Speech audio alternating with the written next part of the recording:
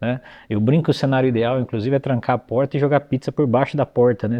Ou só abre a porta, joga a pizza e fecha de novo, ou seja, para as pessoas saírem somente com a missão cumprida. Então, a definição da missão, colocar todos que são necessários e prover todos os recursos necessários para que aquela missão seja cumprida é importante. Normalmente, esse processo reduz para 20, 30% o tempo total para a solução daquele problema, ou seja, você cai para 1/3 do tempo total.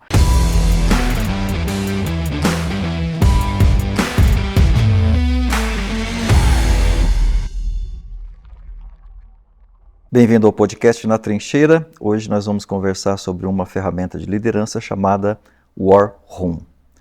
Wilson, o que é um War Room?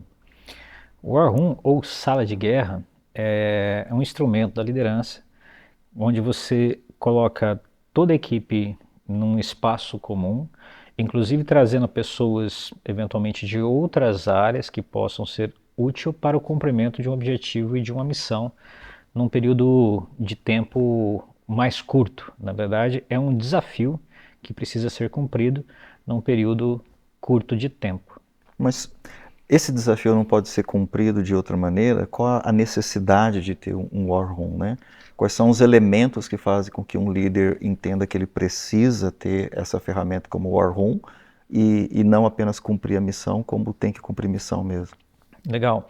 O War Room, o cenário principal dele é colocar as pessoas juntas. Então, vamos supor que você precisa lançar uma nova funcionalidade de um produto, ou lançar um produto no mercado, ou resolver um problema de churn, ou um problema de desperdício. Tem que ter uma missão, um objetivo específico, né?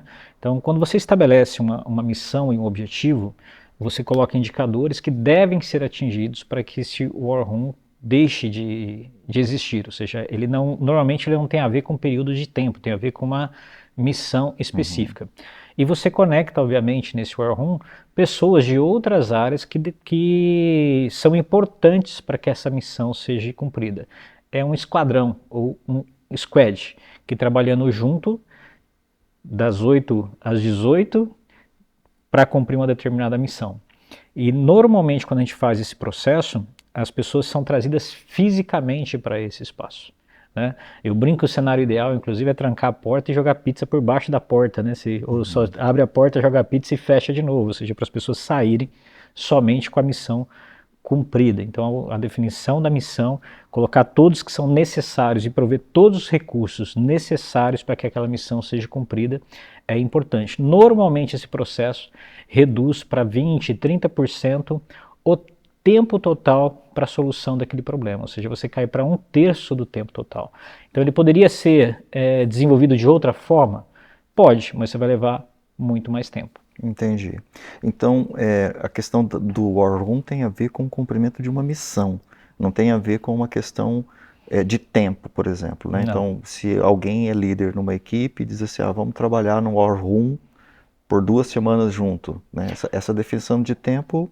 Você trabalhar 2 semanas juntos colaborando com as pessoas. Você vai ter algum ganho? Vai, obviamente, né? Quando você coloca, principalmente se são pessoas remotas trabalhando juntas durante um determinado período de tempo, vai ter algum ganho. Mas isso não é um War Room. Isso é simplesmente trabalhar junto por um período, né? A característica principal do War Room é ter um objetivo muito claro, com indicadores, né, que são atingidos ou não. Inclusive porque no final é importante do War Room aquela sensação de missão cumprida. Yes! Né? Chegamos onde nós falamos que iríamos chegar. Se é um alto índice de retrabalho, conseguimos reduzir o retrabalho. Se é um volume de venda, também conseguimos atingir as vendas esperadas, por exemplo. Se é um lançamento de um novo produto ou de uma campanha, essa campanha foi efetivamente lançada. Então é importante ter o momento da conquista na sala de guerra, do cumprimento da missão, senão não é War Room. Ok. Mais um detalhe, você falou até sobre ter essas pessoas fisicamente juntas numa sala, trancar a porta, né, jogar pizza por baixo. Se possível. Se possível. Mas hoje a gente tem algumas ferramentas, né, por exemplo, Discord, né, que criam salas onde as pessoas conseguem trabalhar juntas.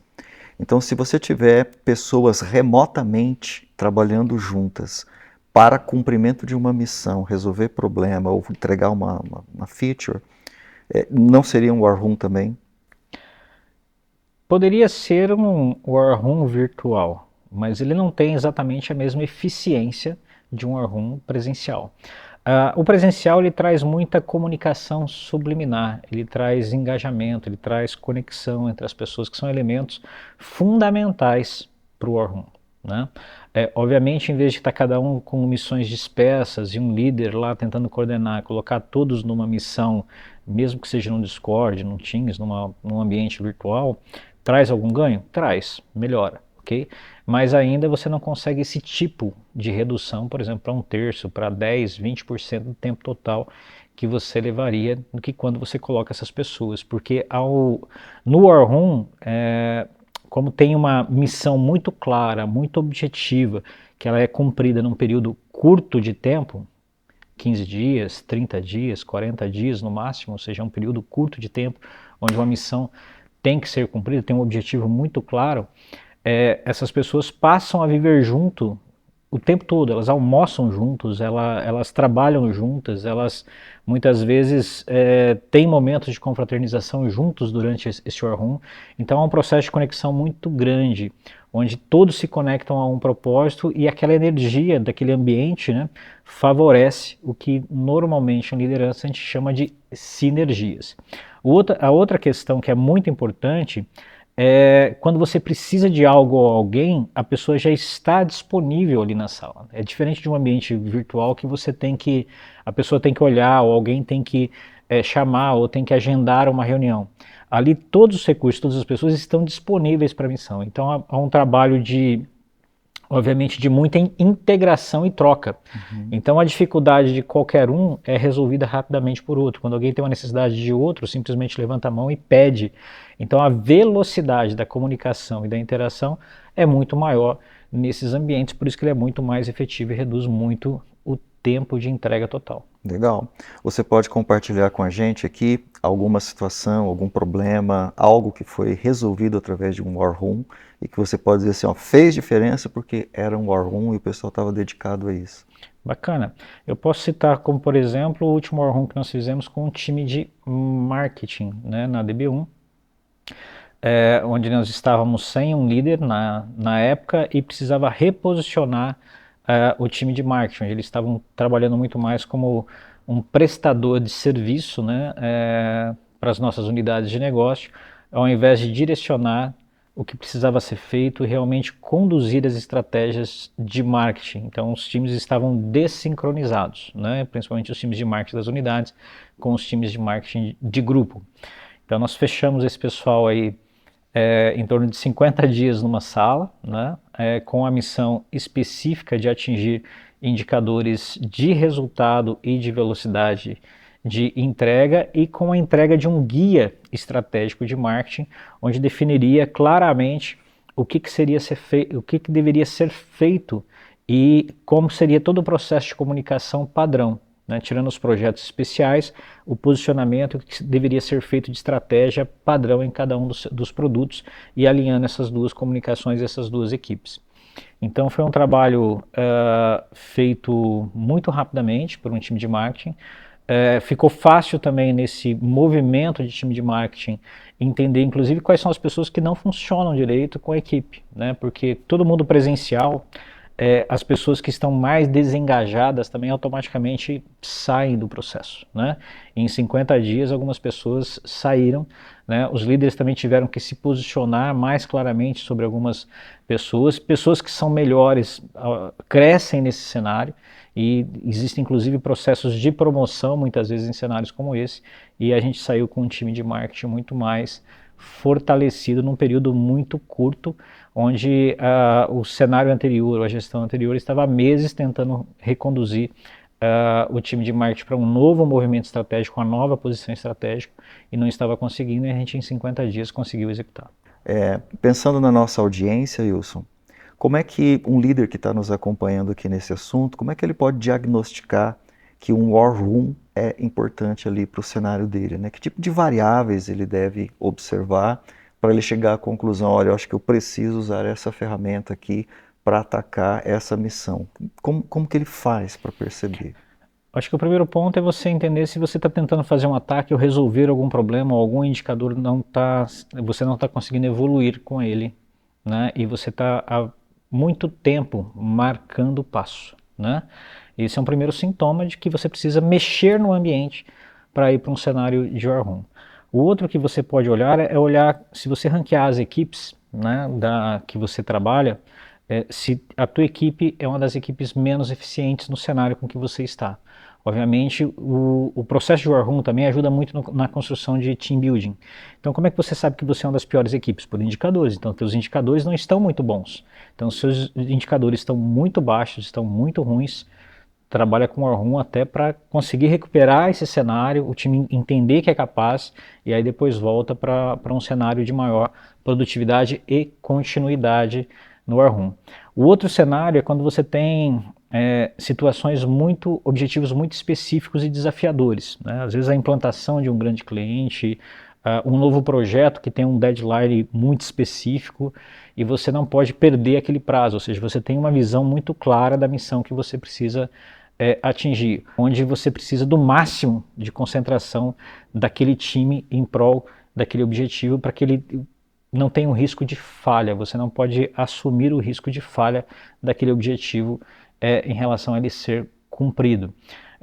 O War Room ele envolve também cenários onde você precisa trabalhar com construção de times, onde são times muito jovens, ainda muito desalinhados, e as pessoas não se conhecem muito bem, e você faz aquele processo de imersão com o objetivo de fazer o team building.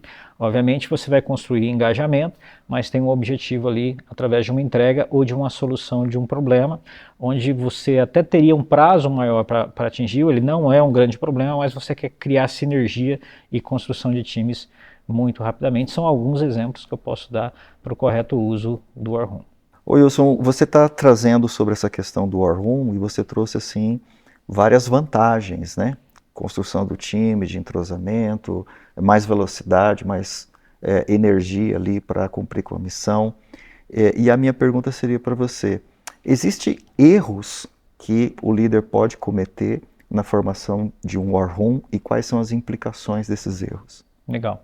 Eu acho que o primeiro erro é não envolver as pessoas, né, necessárias no War Room. Ou seja, quando existe muita dependência de outras áreas, não envolver também pessoas de outras áreas e ficar somente na própria equipe. O outro erro é não envolver todos da equipe. Ah, mas essa pessoa mora muito longe. Ah, essa pessoa ela não pode vir porque tem uma questão pessoal. Não, você precisa envolver todas as pessoas. Superar essas dificuldades, né, de trazer pessoas, de mobilizar pessoas, é uma parte importante do War Room, porque há uma entrega. Imagina uma pessoa que tem uma dificuldade de estar presente por muito tempo, todo o time sabe disso e precisa resolver um determinado problema. Obviamente esse elemento de pressão em relação ao tempo, até para que esse nosso colega possa voltar mais rapidamente, é uma variável importante para esse War Room. Então você vai conectando elementos que geram uma pressão maior para que aquilo gere um engajamento e um senso de propósito e um senso de time. Então a gente não deve descartar essas possibilidades e essas dificuldades na montagem do War Room. A ideia não é facilitar para as pessoas, mas é facilitar a missão. Então quando você monta o War Room, o foco total tem que estar na missão. Um outro erro é essa missão não estar clara o suficiente e trabalhada com indicadores, pelo menos um indicador de resultado esperado, de qualidade para esse resultado e obviamente de performance, nem que seja o prazo que esse War Room a gente precisa ser atingido, mas tem que ter um indicador muito claro do resultado, porque lá no final a gente quer celebrar. O outro erro é justamente esse, as pessoas terminam o War Room, voltam para suas casas sem ter celebrado, então é importante ter sempre um momento de celebração da conquista, é aquilo que faz valer a pena, tem uma história sendo construída durante aquele War Room. Então a pessoa precisa estar muito conectada com essa história e na hora que vencer o desafio tem que haver o marco, tem que haver o processo de celebração.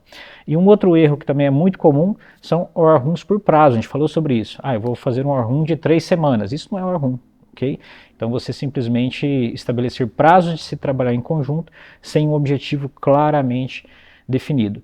E o último erro é você não ter a resiliência enquanto líder de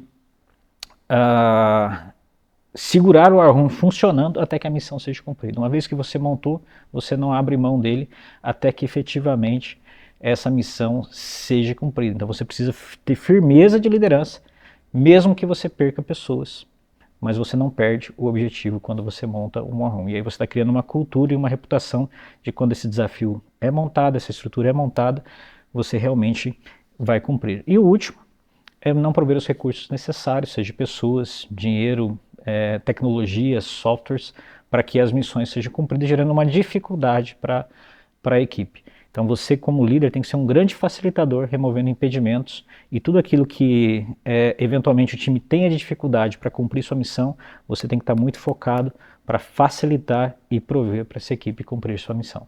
Legal. E aí, você que está nos acompanhando, será que você está num cenário assim? Você já usou essa ferramenta de War Room? O que você pensa sobre isso? Deixa aí o seu comentário. Acompanhe a gente no Na Trincheira em temas de liderança que fazem sentido para o dia a dia do líder.